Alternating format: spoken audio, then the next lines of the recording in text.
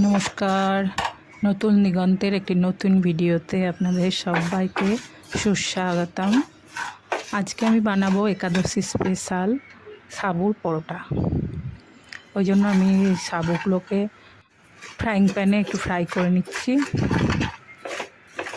হালকা করে। আর এখানে দানার কোনো ব্যাপার নেই, যেহেতু পাউডার বানাবো সেহেতু বড় ছোট যে কোনো দানাই চলবে, সাবুর যে কোনো মাপের দানাই এখানে চলবে। আমি আলু সেদ্ধ করে রেখেছিলাম, সেই আলুগুলো খুব ভালো করে চটকে নেব যাতে একটা স্মুথ জিনিসটা হয়, যাতে ডালা না থাকে। ডালা থাকলে পরোটাটা স্মুথ হবে না। ওই জন্য আমি একটু চেপে খুব ভালো করে স্মুথ করার চেষ্টা করছি। প্রায় হয়ে এসেছে, আমার আলুটা স্মুথ হয়ে এসেছে। এবার আমি একটু রক সল্ট ওতে দিলাম, সৈন্দব লবণ, যেটা একাদশী ব্রত করলে নর্মাল নুনটা খাওয়া চলবে না, তাই আমি এখানে রক সল্টের ইউজ করলাম। অনেকে খাবারে একাদশীর দিন বা উপবাসের দিন খাবারে কোনো রকম নুন ব্যবহারই করেন না। আমি এবার সাবুর পাউডারটা ধীরে ধীরে, সাবুর যে পাউডারটা আমি বানিয়েছিলাম ওটা ধীরে ধীরে ওটার মধ্যে দিয়ে একটা আটা মাখার মতো করে একটা লেই বানাবো।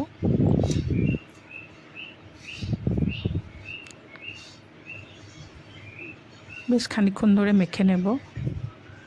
আর যদি পুরো পাউডারটা দেওয়ার পর প্রচণ্ড হার্ড হয়ে যায়, তাহলে আমি এক্ষেত্রে একটু জল দেব।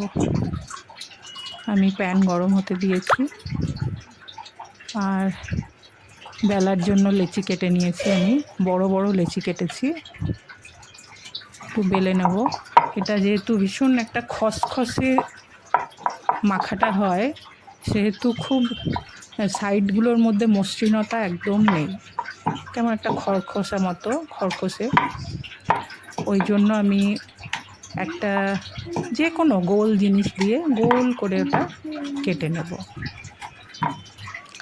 আমাদের বাংলায় একটা কথা আছে যে প্রথমে দর্শনধারী পরে গুণবিচারী। ওই জন্য দর্শনধারীর প্রচেষ্টাই চলছে এখানে। আমি যে সাইডগুলো যে খুব বিচ্ছিরি লাগছিল ওগুলো আমি কেটে বাদ দিয়ে দিলাম, দিয়ে পরোটাটা প্যানের মধ্যে দিয়ে দিলাম। একটু প্রথম এটা, আর এর মধ্যে বাইন্ডিংয়ের জন্য যেহেতু সাবুর সঙ্গে আমরা আলুটা দিয়েছি, ওই জন্য প্রথমটা একটুখানি ওঠাতে একটু সমস্যা হবে, খুব সমস্যা না, একটু। আর অনেকে আছে প্রচণ্ড তেলের ইউজ করে খাবারে। আমি খুব কম তেলেই এটা বানাবো। 8 চামচ মতো তেল দিলাম।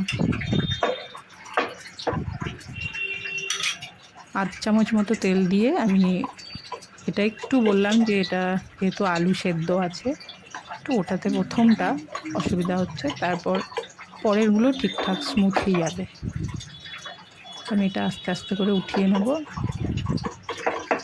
আর সাবু ভীষণ সহজ পাচ্য, ওই জন্য একটু টাইম আমরা একটু ভালো করে সেঁকে নিলেই ওটা মোটামুটি কাঁচা আর থাকবে না, বয়েলড হয়ে যাবে।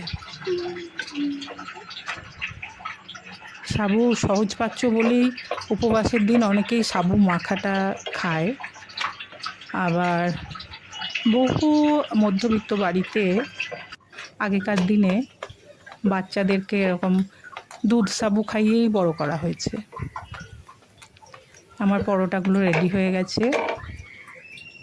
আমি এখানে আমার পরোটাগুলো মধুর সাথে সার্ভ করলাম, আপনারা এমনিও খেতে পারেন।